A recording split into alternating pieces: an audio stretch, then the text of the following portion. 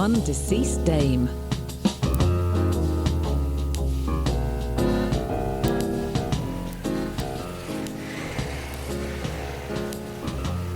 This next case was a bit of a puzzle. I was heading for Jimmy's after a long day at the station when I felt a tap on my shoulder. It was Penhaligon, a cop who got a lot of respect in NYPD homicide. Penhaligon had rings under his eyes and the haunted look of someone with a problem. I hate to ask you, Schultz, but I'd sure appreciate some help on this case, he said wearily, rubbing his temples. We walked slowly together along the crowded sidewalk while Penhaligon filled me in on the details. It looked like a clear-cut case to me, but I liked Penhaligon. The guy had what I'd call integrity. He looked you in the eye. Besides, I owed him one. Ever since that time he'd taken Cutthroat Kilroy out with a single shot clean through the stomach, I reckoned listening to Penhaligon's problems was the least I could do. Let's go get a drink. You look like you could use a large one.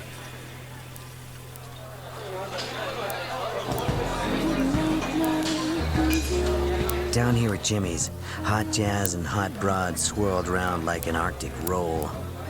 But they'd have to wait. I tried to concentrate on Penhaligon's story. Seems that some broad had been found dead right in the middle of Brooklyn Bridge. She'd been shot cleanly through the temple at close range. There was no sign of a murder weapon, no sign of a struggle. Looked every inch like a professional job, probably hired by someone who knew her.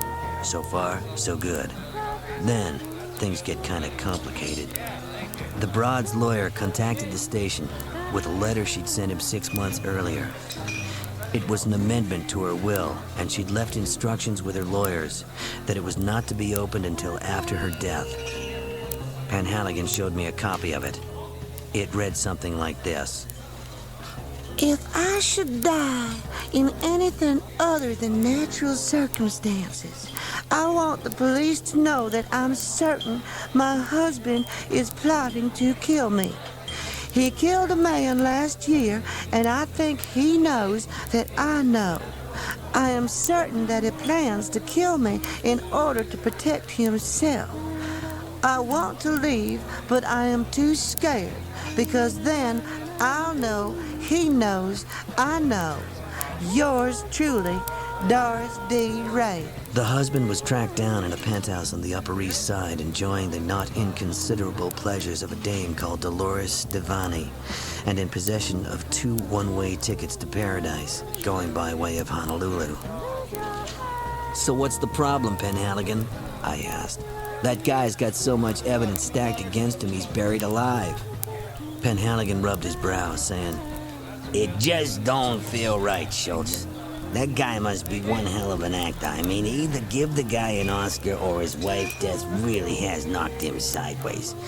I mean, he's making out she was unstable, you know. A southern broad, feeling homesick, kind of depressed all the time. And Dolores Devani? I asked. Penhaligon snorted. One dumb broad. I don't think she knows what time of day it is. And another thing, try as I might, I can't pin any other murder on this guy. Though he's no Snow White, that's for sure. I left Penhaligon at the bar. This whole thing was a mess. I knew the whirling dames would swirl his way, and I reckoned he could do with a night off. Me, I had other things on my mind. I decided to pay a late-night visit to the deceased dame's home. I knew it would be empty. It was a smart apartment in a run-down part of town. The caretaker seemed all too familiar with late-night cop visits and showed me to the 3rd floor without uttering a word. The front door had 7 different locks on it. Just what were they trying to keep out? Or in? Inside, everything was scrubbed and polished like a shoe-shine boy had worked overtime. Looked like happy families to me. But then, I never was an expert on that kind of thing. The remains of a pot roast was in the refrigerator, and an unbaked pecan pie sat on top of the stove. It didn't look like anyone was planning to leave. Separate bedrooms, though. His closets were full of good quality clothing. A bottle of expensive cologne stood on the dresser. Next to it was a pile of newspapers, a silk handkerchief, and a penknife. Her room was full of chintzy fabrics and little china dolls. There were piles of books everywhere, copies of Shakespeare's sonnets and big fat novels. This lady liked to read. That was something that I used to be fond of too when I was at school. I settled down in an armchair and reached for the nearest hardback. It was a collection of Sherlock Holmes stories, my favorite. I turned on the nearest lamp and started to read. Maybe old Sherlock would inspire me now. First thing next morning, I was on the bridge. The air was not yet clogged with exhaust fumes, and there was a strange peacefulness around the place. The body had been found on the south-facing sidewalk. That was 3 days ago, so there would be very little evidence around now. Still, like all good detectives, I found myself checking the area. Besides, I was looking for something specific, and I found it. The bridge railings had been newly painted, but I found a small circle about half an inch across, where the paint had been knocked out and the metal exposed. The metal had not yet corroded, so I knew that it was fairly new. Once back at the station, I found Penhaligon and suggested that he get divers to drag the river.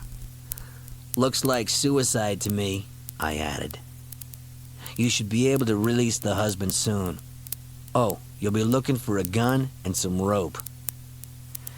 Sure enough, within 2 days, Penhaligon had the look of a much younger man. You were right, Schultz, he said incredulously. I got the weapon and the rope. How come you figured that one out?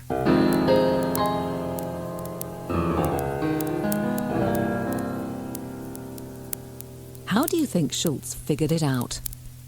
Why did Schultz think that the woman's death was suicide rather than murder? And more importantly, how did the woman shoot herself without anyone finding a gun at the scene?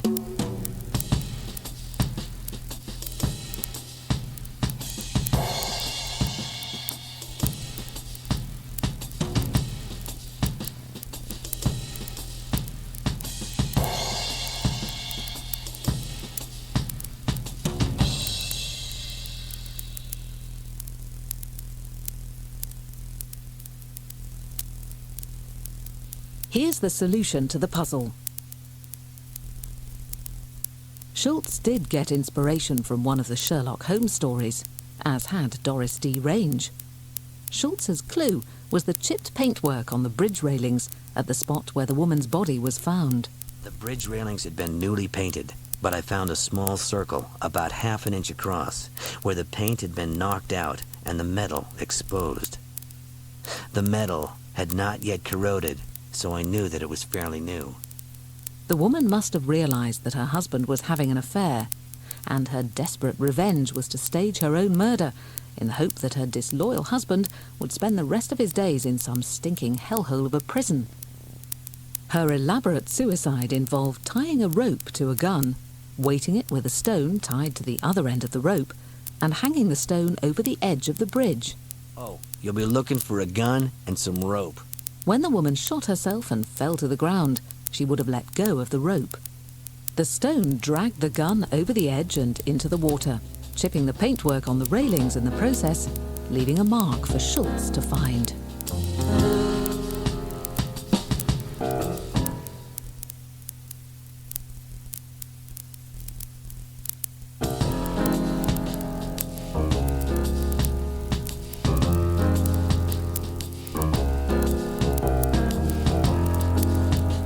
The Penthouse Killer.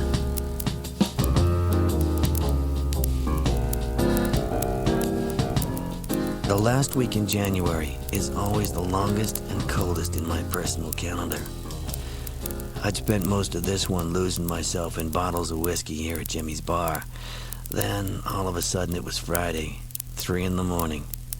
The darkest hour of the soul, according to F. Scott Fitzgerald. By 4 o'clock, I'd found myself again. and wished I hadn't. It was too early to go to work, and too late to start on another bottle, so I just sat at the bar reminiscing. The place was empty, except for me and Hank. He'd been a professional basketball player when he was younger. A lot younger. One of the best.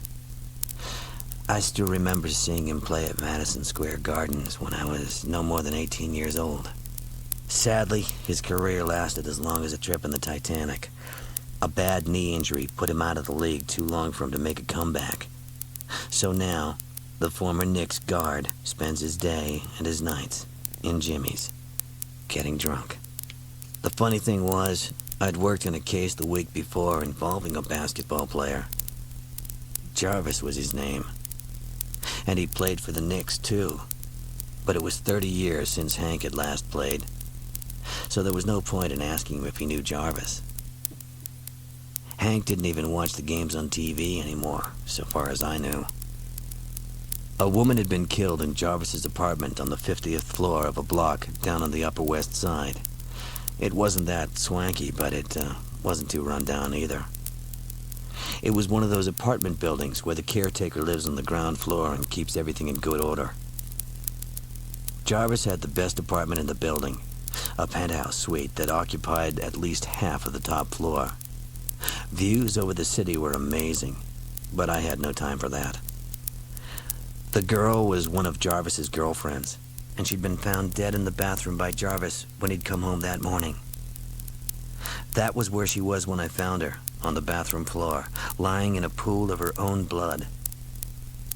She'd been knifed in the chest. From the amount of blood on the floor, I guessed that the knife must have hit an artery, or maybe the heart. Pretty gruesome. Sure didn't look like suicide. The forensic boys were all over the place when I arrived. Maybe they got a tip-off. Maybe they were less hungover than me when the call came in. I don't know. But when I'd finished looking at the girl, they told me that she'd probably died about 5:30, just 4 hours earlier, and that, as I'd guessed, they figured from the angle of the wound that she'd been murdered. That runt Mulhern killed her, Jarvis volunteered. I was just about to ask him what he meant when he told me he'd been out of the apartment since 8 the previous evening with another woman, whose name and address I took down. He said he hadn't returned until 5:30 a.m. As he came out of the elevator, he said he'd seen his neighbor, the little guy, walk out of this, Jarvis's apartment, and coolly walk back into his own, which was just across the hall. Jarvis must have measured 6'11" in his socks, so I wasn't exactly sure what the little guy was until I went to interview Mulhern. He was the smallest guy I'd ever seen. Couldn't have measured much over 4 feet, max. His story was that he too had come back around 5:30 a.m. after his night shift. "Did you go straight to your apartment?" I asked. "Or did you go visiting?" It's 5:30 in the morning? Are you mad? I took the cage to the 30th floor and then walked up the last 20 like I always do. But I didn't go visiting, he said. And I certainly didn't go visiting that apartment. He nodded in the direction of Jarvis's door. "Why'd you walk up the last 20 floors?" I asked him. I like the exercise. What do you think? That was when I decided to get in the elevator and go down to talk to the caretaker. I asked the caretaker if he'd happen to be awake around 5:30 a.m. Sure, I was up. I saw people around. Do caretakers never sleep? I didn't like to ask. He said he'd seen 2 people come into the building. Not only that, but he'd written down when they came in. It turned out he keeps a log of all the people who come in or out of the building. A tenant's nightmare, but a detective's dream, I thought. Sure enough, Jarvis had returned at 5:32 exactly, the caretaker said. Mulhern had returned at 5:29. Just like always. Give him a minute or two. Things were looking decidedly gloomy for Mulhern. Jarvis's story seemed to hold up. Mulhern had taken the elevator to the top floor and killed the girl, during which time the elevator had had time to go back to the first floor and bring Jarvis back up in time to see Mulhern leaving the apartment. It all made sense, except one thing. I got back into the elevator and on the way up decided to pull my handcuffs from my belt. I was worried what would happen if a 6'11" basketball giant refused to come quietly.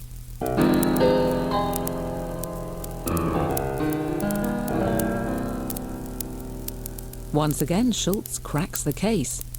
But why, in the face of two conflicting stories, has he chosen to believe Mulhern and not Jarvis?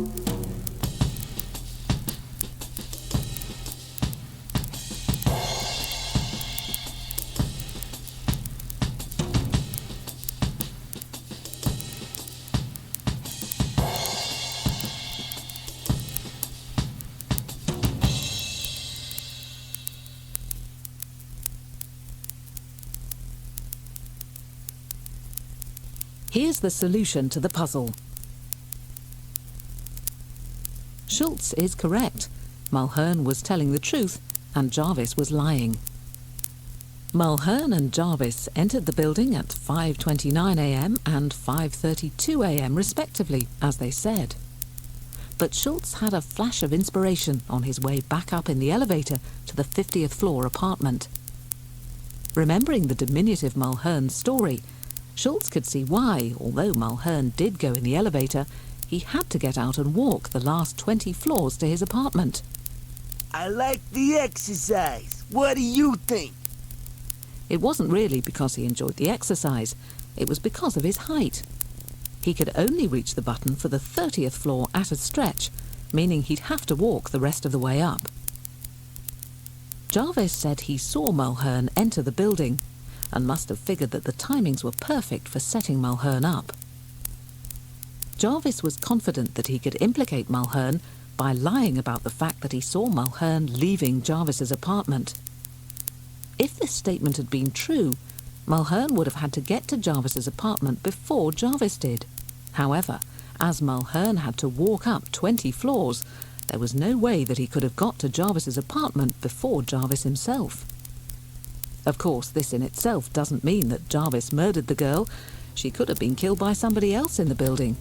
But why would Jarvis lie about Mulhern if he, Jarvis, was innocent?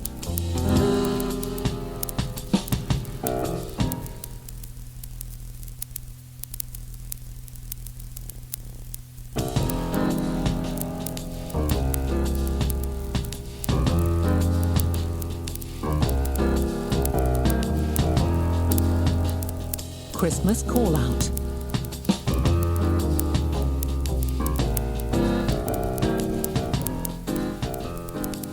When whoever it was made up that saying about no rest for the wicked, they forgot about us cops.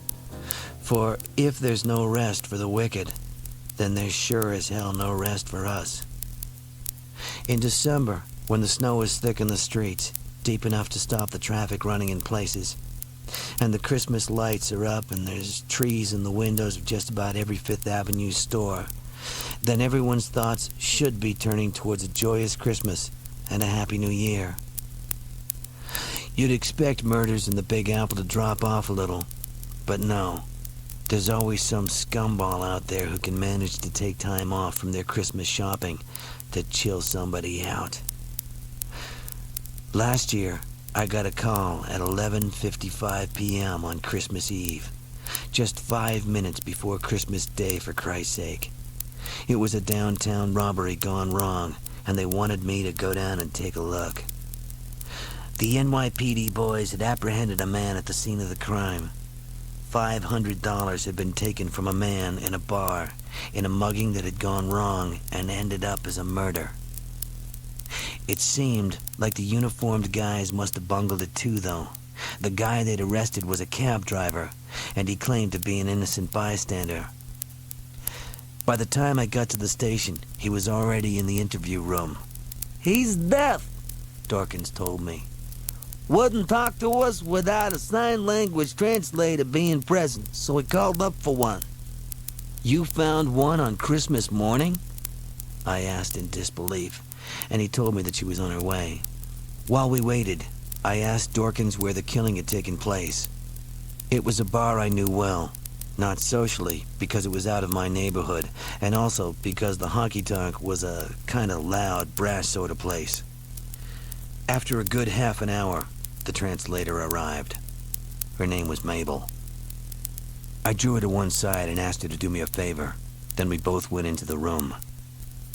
The man was sitting at a table with his back to the door. He didn't hear us come in, not surprising really. I drew up 2 chairs, and Mabel and I sat down opposite him. When I introduced myself, Mabel started signing with her hands. The man watched her closely after each question, and then answered himself. His speech was good and clear for a deaf man. I guessed he'd not been deaf all his life. He admitted he'd been in the bar where the robbery took place at 11 p.m., but said that he'd been watching television near the back of the room and, being deaf, hadn't heard a thing. He didn't even know anything had happened until it was all over. He answered all my questions reasonably and sensibly. Once or twice, the translator nodded at me. He stuck to his story, and there were no flaws in it so far as I could see. He was just an innocent guy having a drink who was in the wrong place at the wrong time. All the patrol cops had on him was that he was leaving the bar as they arrived. A witness leaving the scene of a crime? Hardly a high court felony. But all the same, it just didn't stack up. Ask him what time he arrived at the bar again, I told the translator. She signed a question. He said 8 o'clock. You talk to anyone? Not all evening, he replied. What were you drinking? Coke, he said. What was on the TV? The Mets game. And before you ask, the Mets were winning. I got up and went out to find Dorkins. In the hallway, the festivities were warming up. Kurtz and O'Hara were wearing red Santa Claus hats, and someone had turned the radio on. Jingle Bells was just starting up. Lock 'em up until the 27th, I said. I'm going home. What do I charge him with, boss? Accessory to murder, I told him, and went home to try and enjoy what was left of Christmas.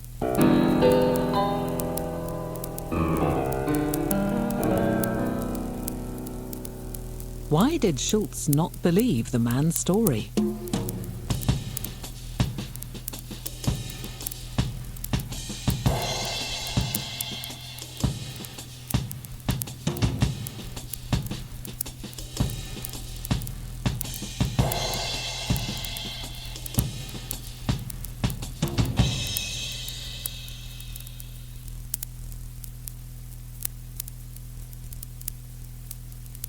Here's the solution to the puzzle. Schultz's suspicions were raised initially because the man said he was a cab driver.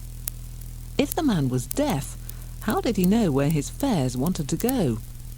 A deaf cab driver is not a complete impossibility, but it was unlikely enough for Schultz to be a little suspicious. Suspicious enough to put the man to a test.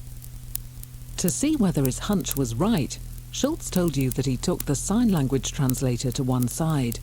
I drew her to one side and asked her to do me a favor. Schultz, in fact, asked the translator to mistranslate some of his questions. She indicated to Schultz by nodding to him when she'd signed a different question to the one that Schultz had asked. Once or twice, the translator nodded at me. The cab driver managed to answer all the questions that Schultz asked, but Schultz's questions were different to those signed by the translator. This confirmed Schultz's suspicions that the man wasn't deaf at all, and that he was answering Schultz's questions because he could hear them. And if the man was lying about that, he was obviously trying to cover something up.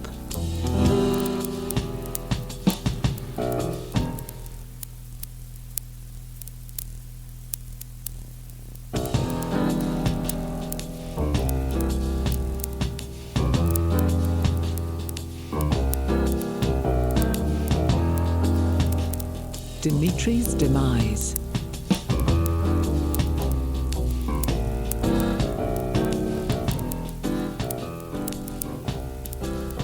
There are days and nights when New York gets to feeling like the lousiest, meanest, dirtiest, foulest city in the world. 3 in the morning, Friday, August 13th, was one of those times. The temperature was up in the low 80s, and I was sweating like a pig, so much so that I couldn't sleep. The phone rang. It was Dorkins. "I'm on my way." Suicide! said Dorkins as I arrived at the apartment block on the Lower East Side. Locked himself in his room and shot himself through the head. Whew. I hate suicides. The man sat slumped in the armchair, a pistol on the floor at his side. Name's Dimitri. Dorkins continued. That Russian or something? I shrugged. I didn't know, and I didn't care. The apartment was a sad, damp studio.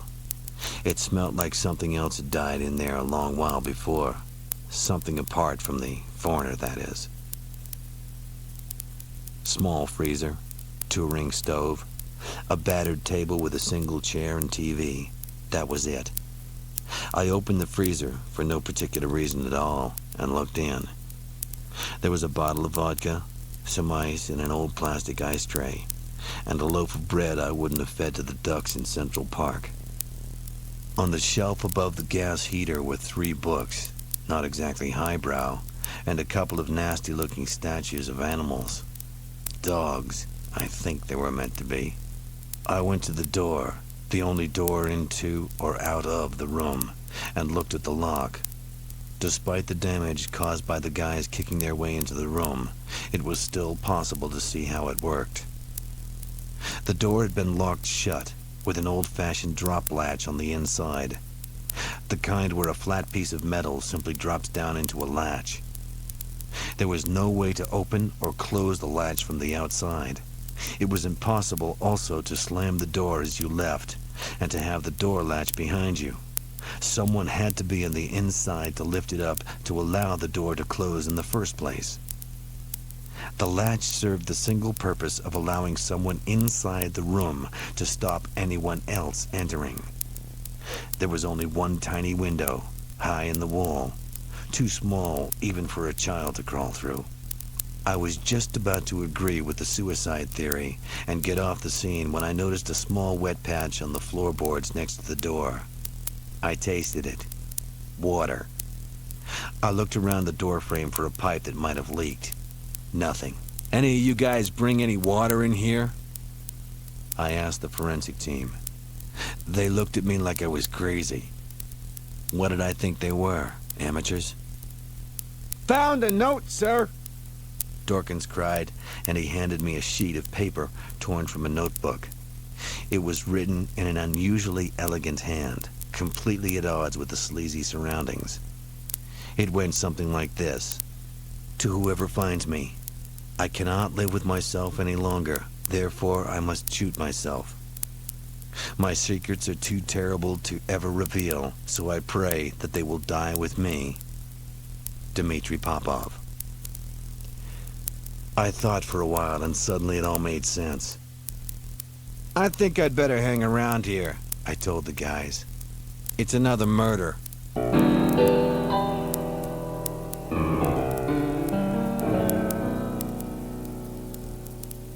How does Schultz think that the murder was committed, since the victim was alone in the room, and the door, which could only be locked from inside the room, was locked when the police arrived on the scene?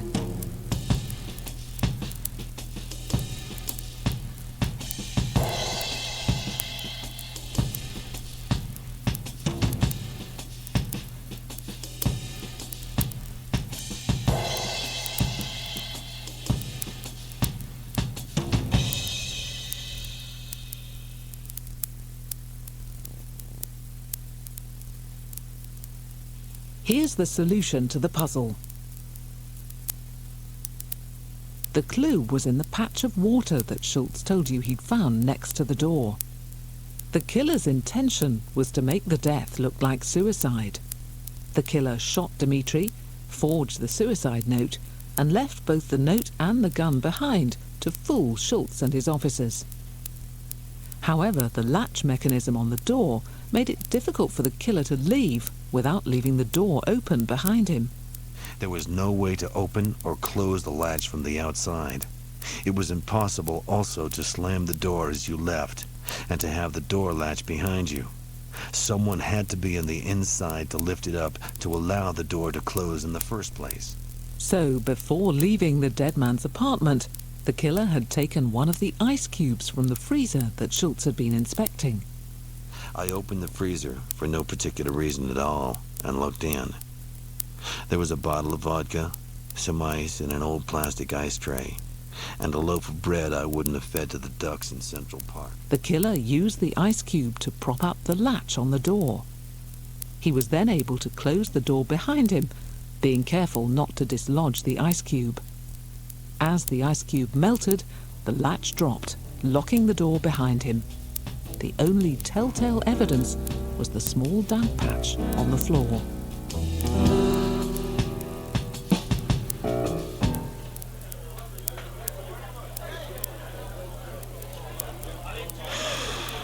So, stranger, how do you reckon you get by as an NYPD homicide cop?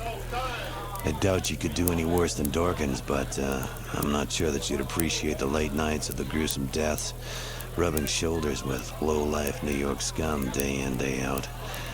But I guess it's a job, and it keeps Jimmy here in business anyhow.